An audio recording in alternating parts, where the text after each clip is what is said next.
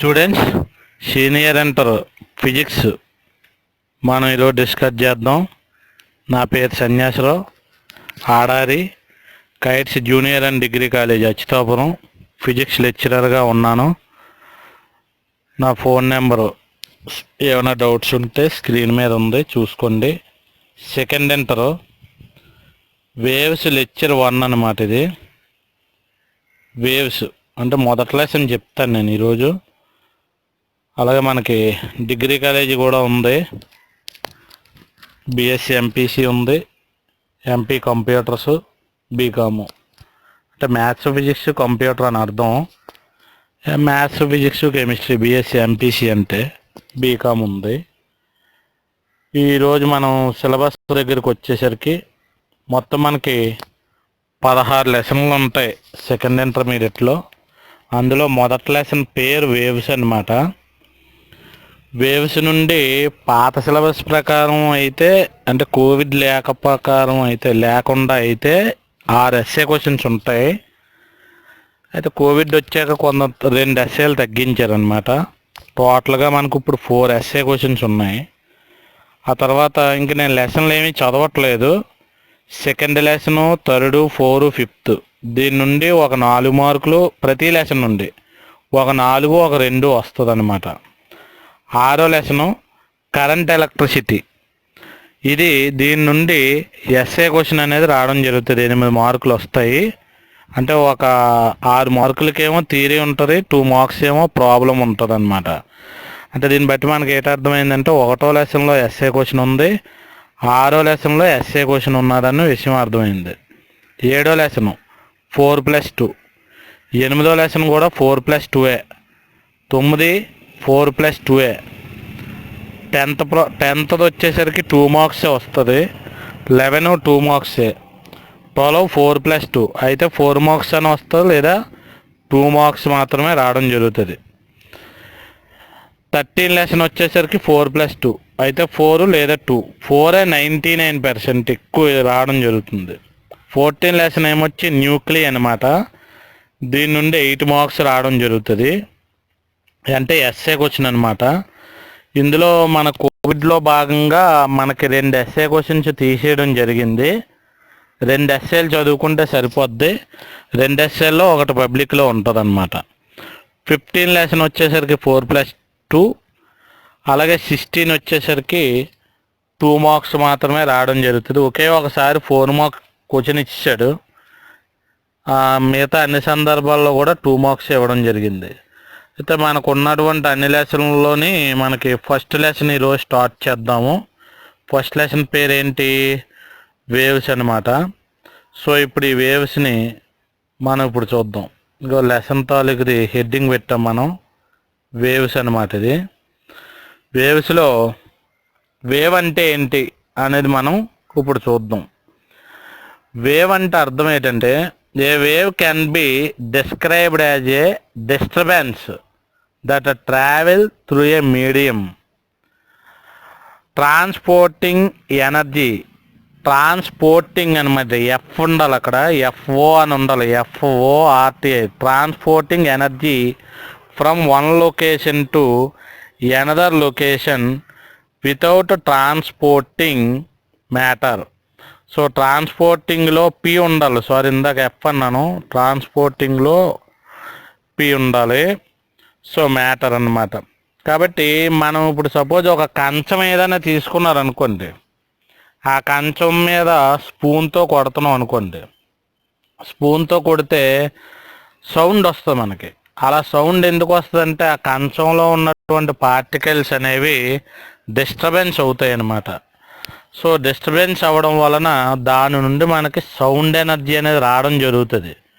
Sound energy అనేది జరగడంతో పాటు ఆ సౌండ్ ఎనర్జీ అనేది ఒక ప్లేస్ నుండి ఇంకో ప్లేస్కి ట్రావెల్ అవుతుంది. కానీ మరి ఆ కంచంలో ఉండేటువంటి పార్టికల్స్ ఎక్కడైనా మూవ్ అవుతాయా అంటే, కంచం దగ్గరే కదా ఉంటుంది, స్పూన్ లాగే ఉంటుంది, అందులో ఉన్న పార్టికల్స్ ఎప్పుడు కూడా మూవ్ అవ్వనమాట. కాబట్టి ఇక్కడ వేవ్ అనేటువంటి డెఫినేషను చాలా సింపుల్గా చెప్పాలనుకుంటే, the disturbance of the particle in a medium is known as wave అని చెప్పొచ్చు సింపుల్గా చెప్పాలంటే.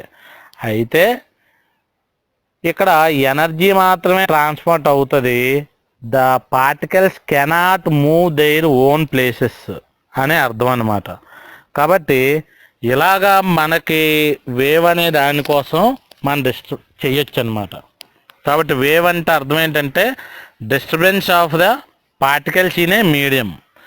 అయితే కొన్ని సందర్భాల్లో వేవ్ గురించి చెప్పేటప్పుడు ఏమవుతుందంటే వేవ్కి ఎలాస్టిక్ నేచర్ ఉండాలి అని కూడా మనం చెప్తాం. ఎలాస్టిక్ అంటే అర్థమైతే రబ్బర్లా సాగేటువంటి ధర్మం అనమాట. అంటే దాని అర్థం ఏంటంటే పార్టికల్స్ మూవ్ అవ్వవు, కానీ రబ్బర్ ఎలాగా ఎక్స్టెండ్ చేసినప్పుడు సాగినట్టు మళ్ళీ దగ్గరికి ఎలా వస్తుంది, అలా పార్టికల్స్ ఏం చేస్తాయంటే ఎనర్జీని ఇచ్చినప్పుడు పక్కదానికి ఇచ్చేటప్పుడు సాగినట్టుగా మళ్ళీ ఎనర్జీ ఇచ్చేసిన తర్వాత మళ్ళీ దేర్ ఓన్ ప్లేస్కి వచ్చేసినట్టుగా వైబ్రేట్ అవుతాయి. అయితే నేను నెక్స్ట్ దీనికి కంటిన్యూషన్లోనే వీడియోలోనే మీకు ఆ ఎక్స్పెరిమెంట్ ఎలా ఉందో నేను పెడతాను, అప్పుడు చూసినప్పుడు మళ్ళీ దీన్ని ఒకసారి ప్రస్తావిద్దాం. కాబట్టి వేవ్ అంటే అర్థమేంటండి, a wave can be described as a disturbance that travel through a medium transporting energy from one location to another location without transporting matter. Matter అంటే ఏంటి, పదార్థం అనేది మూవ్ అవ్వదు, ఏది మూవ్ అవుతుంది, ఎనర్జీ మాత్రమే మూవ్ అవుతుంది. So disturbance of the particle in a medium అన్నమాట, సింపుల్గా చెప్పాలంటే వేవ్ అన్నమాట. ఈ వేవ్స్లో చాలా టైప్స్ ఉన్నాయి మనకి. అందులో మేజర్గా ఇక్కడ ఫస్ట్ మనం డిస్కస్ చేసేది longitudinal waves, second transverse waves అన్నమాట. Longitudinal, second transverse waves. అందులో ఫస్ట్ది సైడ్ హెడింగ్ పెట్టుకుందాం, లాంగిట్యూడినల్ వేవ్ అంటే ఏంటనేది. లాంగిట్యూడినల్ వేవ్ అంటే ఏంటి, if the displacement of medium of particles and direction of propagation of waves are in same direction, such type of waves are said to be longitudinal waves అన్నమాట. అంటే అర్థం ఏంటంటే particle తాలూకు displacement ఎటువైపు అయితే ఉందో అటువైపే వేవ్ కూడా మూవ్ అయ్యింది అనుకోండి, అలాంటి వేవ్స్ని ఏమని చెప్తామంటే లాంగిట్యూడినల్ వేవ్స్ అని అంటాం అన్నమాట. అంటే మీకు బాగా అర్థం అవడానికి నేను మీకు లెసన్ చెప్తున్నాను అనుకోండి, క్లాస్ రూమ్లోనే చెప్తా ఉన్నప్పుడు పార్టికల్స్ వైబ్రేషన్ ఎటువైపు ఉంటుందంటే మీ వైపే ఉంటుంది, సౌండ్ కూడా మీ చెవి దాకా రీచ్ అవుతుందంటే వేవ్ కూడా మీ వైపు వస్తుందని అర్థం. సో అంటే అర్థం ఏంటి, పార్టికల్స్ తాలూకా డైరెక్షను అంటే డిస్ప్లేస్మెంట్ కానివ్వండి, వేవ్ ప్రాపగేషన్ కానీ రెండు ఒకే డైరెక్షన్లో ఉంటే అలాంటి వాటిని లాంగిట్యూడినల్ వేవ్స్ అంటారు. సార్ పార్టికల్ వైబ్రేషన్ మా వైపు ఉందని మాకు ఎలా తెలుస్తుందండి అని మీకు డౌట్ రావచ్చు. సో అలా దాన్ని మీకు తెలియాలనుకుంటే మీరు ఏదైనా ఒక పాట పాడడమో లేకపోతే ఏదైనా మాట్లాడుతున్నప్పుడు మీ చెయ్యిని మీ పెదాలకు దగ్గరగా అంటించకుండా కొంచెం దగ్గరలో ఉంచండి. ఇలా మాట్లాడుతున్నప్పుడు మీ చెయ్యికి గాలి తాలూకా అణువులు తగులుతూ ఉంటాయి, అంటే మాలిక్యూల్స్ తగులుతూ ఉంటాయి. దీన్ని బట్టి మీకు ఏదో అర్థమైంది, మాలిక్యూల్స్ మీ చెయ్యి దాకా వస్తున్నాయంటే అర్థం ఏంటి, మాలిక్యూల్స్ అనేవి చెయ్యి వైపు ట్రావెల్ అవుతున్నాయని అర్థం. మరి ఆ సౌండ్ కూడా ముందుకే వెళ్ళిపోతున్నట్టే కదా. అందుకని పార్టికల్స్ తాలూకా డిస్ప్లేస్మెంట్ అన్నా wave taluka propagation direction of propagation అన్నా ఒకే డైరెక్షన్లో ఉన్నాయి కాబట్టి అప్పుడు ఆ వేవ్ని ఏమనొచ్చు అంటే లాంగిట్యూడినల్ వేవ్ అని మనం అంటాం అనమాట. ఈ లాంగిట్యూడినల్ వేవ్కి ఎగ్జాంపుల్గా మనం ఏమని చెప్పొచ్చు అంటే సౌండ్ వేవ్స్ అని చెప్పొచ్చు. సౌండ్ వేవ్స్ పాఠం చెప్పడం కానీ ఏదైనా సరే. ఇప్పుడు నేను మాట్లాడుతున్నప్పుడు అక్కడ చూడండి ఒక డయాగ్రామ్ వేసాను నేను, 3 వెడల్పుగా 3 గీతలు ఉన్నాయా, ఆ తర్వాత దగ్గరగా బోల్డ్ గీతలు గీసానా, తర్వాత వెడల్పుగా 4 గీతల, తర్వాత దగ్గరగా బోల్డ్ అని గీతలు గీశాను, తర్వాత ఒక 5 గీతలు, 5 అని 4 అని అలాగ 3, 4, 5 అని కాదు, అక్కడ మామూలుగా గీశాను అంచనాగాన, అన్నీ ఈక్వల్గానే గీయాలి వాస్తవానికి. ఇప్పుడు అక్కడ ఏమవుతుందంటే సౌండ్ వేవ్ అలా ట్రావెల్ అవుతుంది. ఇప్పుడు నేను ఎప్పుడైతే నేను మాట్లాడానో ఫస్ట్ 3 గీతలను ఉన్నాయి కదా, అవి గీతలు కాదు, అవి పార్టికల్స్ అనమాట. ఆ పార్టికల్స్ ఆ ఎనర్జీని తీసుకుంటాయి. తీసుకొని దగ్గరగా ఉన్నటువంటి గీతలు ఉన్నాయి కదా, అవి రిసీవ్ చేసుకోగలలే.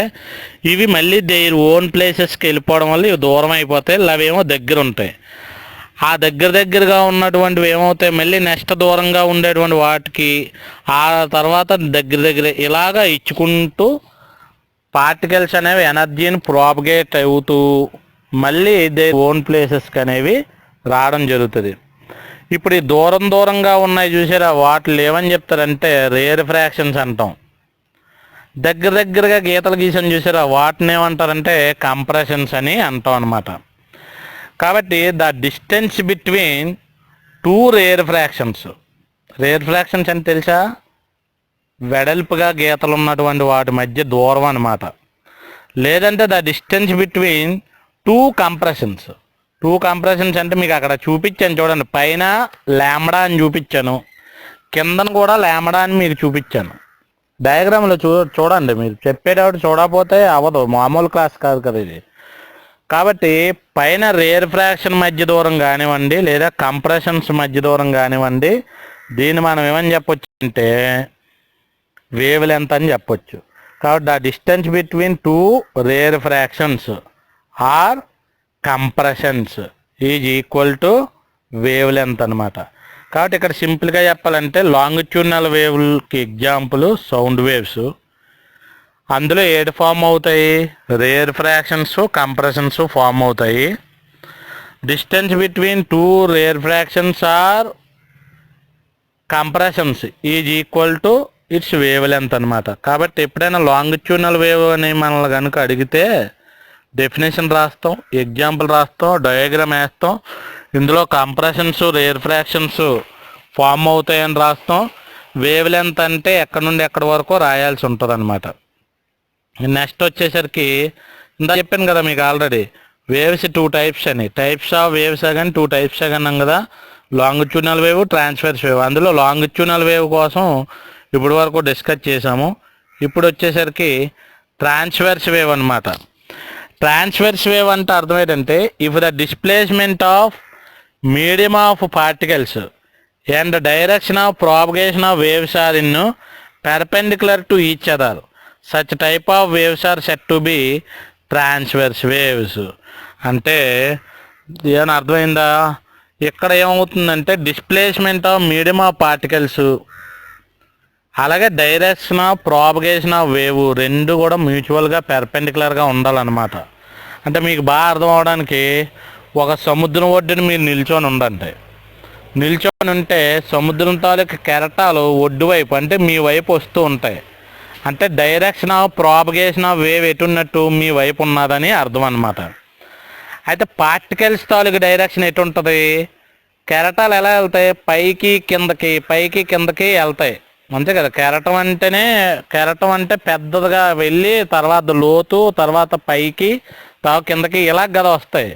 ఎప్పుడైనా సముద్రం దగ్గర కెరటాలు మీరు చూసినట్టయితే, అంటే దీని అర్థమైతే కెరటాలు పైకి కిందకి వెళ్తున్నాయని నీకే క్లియర్గా అర్థమైపోతున్నప్పుడు, అంటే అర్థమైతే పార్టికల్స్ తాలూకు డైరెక్షన్ ఏమో పైకి కిందకి ఉందని అర్థం, వేవ్ ఏమొచ్చి మీ వైపు ఉన్నదని అర్థం. అంటే ఇప్పుడు direction of propagation of wave కానివ్వండి, అలాగే ఇదేమైంది డైరెక్షన్ ఆఫ్ పార్టికల్స్ కానీ రెండు ఉదాహరణకోటి ఎలా ఉన్నాయి, పెర్పెండిక్యులర్గా ఉన్నాయి అన్నమాట. అలాంటి వేవ్స్ని ఏమని చెప్తారంటే ట్రాన్స్వర్స్ వేవ్ అని అంటాం. If the displacement of medium of particles and direction of propagation of waves are in perpendicular to each other, such type of waves are said to be transverse wave. Example వచ్చేసరికి water waves, లేదా electromagnetic waves అని అంటాం, లేదా light waves అని కూడా అంటాం. ఇవన్నీ కూడా ఈ ట్రాన్స్వర్స్ వేవ్స్కి ఎగ్జాంపుల్ అనమాట. మీకు బాగా అర్థం అవడానికి అక్కడ చూడండి, ఎత్తు పల్లాలు ఉండేటట్టుగా ఒక డయాగ్రామ్ గీశాను నేను. ఎత్తుగా ఉండేటువంటి ఏరియాని క్రస్ట్ అంటారనమాట. అంటే సముద్ర కెరటం పొంగినట్టుగా ఉండేదాన్ని క్రస్ట్ అంటారు. కెరటం పక్కనే ఓ లోతట్టు ప్రాంతం కనపడుతుంది కదా, దాన్ని రఫ్ అని చదువుతారు అనమాట. ఇప్పుడు రెండు క్రస్టల మధ్య, అంటే పైన చూపించాను చూడండి, రెండు క్రస్ట్ అంటే పైన ఉబ్బెత్తుగా ఉండేది, ఇడ్లీలా పొంగినట్టు ఉంది కదా, అది. The distance between two crust or the distance between through troughs is equal to its wave length అనమాట. సో ఇట్ ఈ డినోటెడ్ బై లాంబ్డా అని చెప్పొచ్చు. కాబట్టి ఇది transverse wave. Transverse wave definition చెప్తాము, అలాగే ఎగ్జాంపుల్ చెప్తాము, దాని డయాగ్రామ్ వేస్తాము. ట్రాన్స్వర్స్ వేవ్లో ఏడు ఫామ్ అవుతాయంటే క్రెస్ట్ త్రఫ్లో ఫామ్ అవుతాయి. అదే లాంగిట్యూడినల్ వేవ్లో ఏడు ఫామ్ అవుతాయి, రేర్ ఫ్రాక్షన్స్ను కంప్రెషన్స్ ఫామ్ అవుతాయి. అయితే ఇప్పుడు మీరు ఏం చేద్దామంటే లాంగిట్యూడినల్ వేవ్స్ ఎలా ఫామ్ అవుతాయి అనేది ఒక వీడియో మీకు చూపిస్తాను. అలాగే అట్ ది సేమ్ టైం ఇది కూడా ఏది ట్రాన్స్వర్స్ వేవ్ అనేది ఏ విధంగా ఫామ్ అవుతుంది అనేది కూడా ఒక వీడియోని మీకు చూపిస్తాను. సో దాన్ని కూడా చూడండి. స్టూడెంట్స్ ఒకసారి చూడండి, ఆ అమ్మాయి డ్రమ్మును వాయిస్తుంది. డ్రమ్ము నుంచి మనకి సౌండ్ వేవ్స్ రావడం జరుగుతుంది, అవి చెవిని చేరుతున్నాయి. ఈ చెవిని చేరుతున్నప్పుడు వచ్చేటువంటివి దగ్గర కొన్ని పార్టికల్స్, దూరంగా కొన్ని పార్టికల్స్ కనబడుతున్నాయి. చూడండి, దగ్గరగా ఉండేవేమో కంప్రెషన్స్, దూరంగా ఉండేవేమో రేర్ ఫ్రాక్షన్స్ అన్నమాట.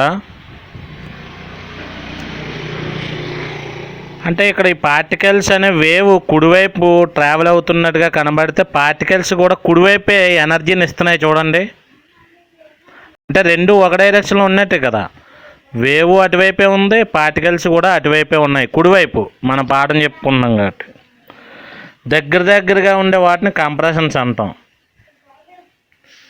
ఇప్పుడు అలా దూరంగా ఉన్నాయి చూసారా, దూరంగా బాల్స్లా చూపించారు, వాటిని రేర్ ఫ్రాక్షన్స్ అంటాం. కింద డినోట్ చేస్తున్నాడు.